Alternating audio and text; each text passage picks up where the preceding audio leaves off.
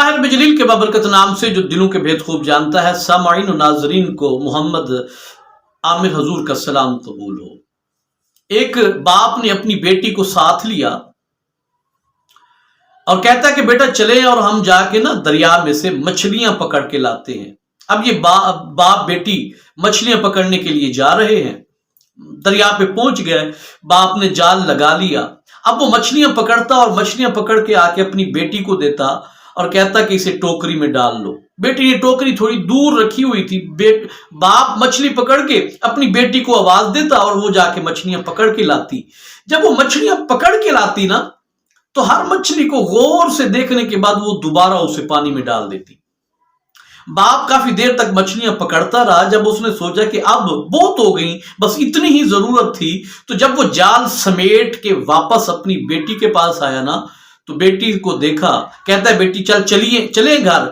تو جب اس نے ٹوکری کو دیکھا تو ٹوکری بالکل خالی تھی۔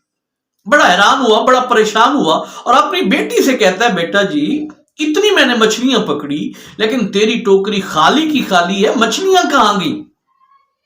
تو باپ کا یہ سوال سننے کے بعد بیٹی عرض کرتی ہے ابا جان میں نے ان تمام مچھلیوں کو دوبارہ پانی میں ڈال دیا۔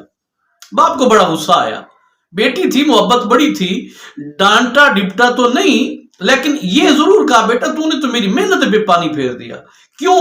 ہم آئے تو مچھلیاں پکڑنے کے لیے تھے، مچھلیوں کو دوبارہ پانی میں کیوں ڈالا، وجہ کیا ہے؟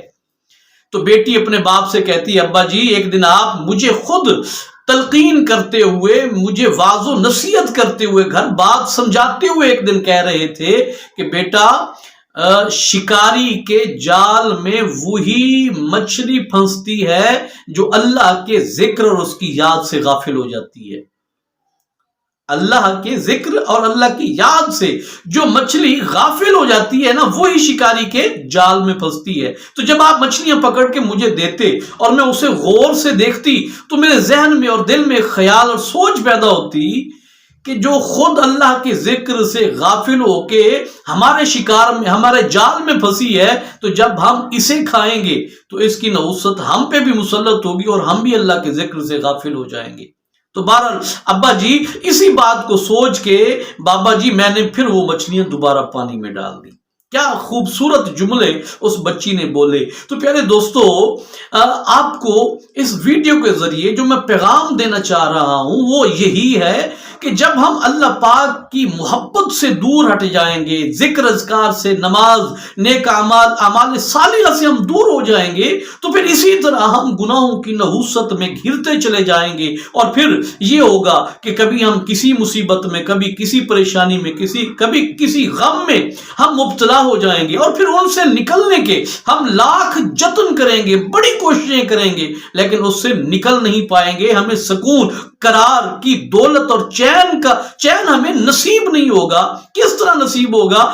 ہم ادھر ادھر بھاگیں گے، ادھر ادھر تو ہمارا چین اور سکون اور قرار نہیں نہ پڑا ہوا۔ اللہ پاک فرماتے ہیں کہ اے سکون کو تلاش کرنے والے لوگوں ادھر ادھر نہ بھاگو، میرے ذکر سے اعراض کی سزا کے طور پہ تو میں نے تمہیں ان بے چینیوں، پریشانیوں، غموں اور دکھوں میں مبتلا کیا ہے۔ اگر تم چین اور سکون تلاش کرنا چاہتے ہو تو آؤ، میں نے قرآن پاک میں ایک راستہ بتایا ہوا ہے۔ اللہ پاک فرماتے ہیں الا بذکر اللہ تطمئن القلوب، تم میرا ذکر شروع کر دو میں تمہیں اطمینان بھری زندگی عطا فرما دوں گا، اطمینان قلب نصیب کر دوں گا۔ اور بلکہ فرماتے ہیں تم تو جسم کا سکون تلاشتے پھرتے ہو، میں تمہاری روح تک کو سرشار کر دوں گا۔ تو پیارے دوستو بس یہی اس ویڈیو کا پیغام ہے کہ ہم اللہ پاک کا ذکر کر کے، اللہ پاک سے محبت کر کے اور اللہ پاک کی عبادت کر کے تو دیکھیں اللہ پاک ہم پر یقیناً اپنی کروڑا رحمتوں کا نزول فرمائیں گے۔ امید کرتا ہوں واقعہ پسند آیا ہوگا۔ بہت جلد ایک نئے واقعے کے ساتھ دوبارہ حاضر ہوں گے، تب تک کے لیے اپنا خیال رکھیے گا، مجھے اجازت دیجیے۔ السلام علیکم ورحمۃ اللہ وبرکاتہ۔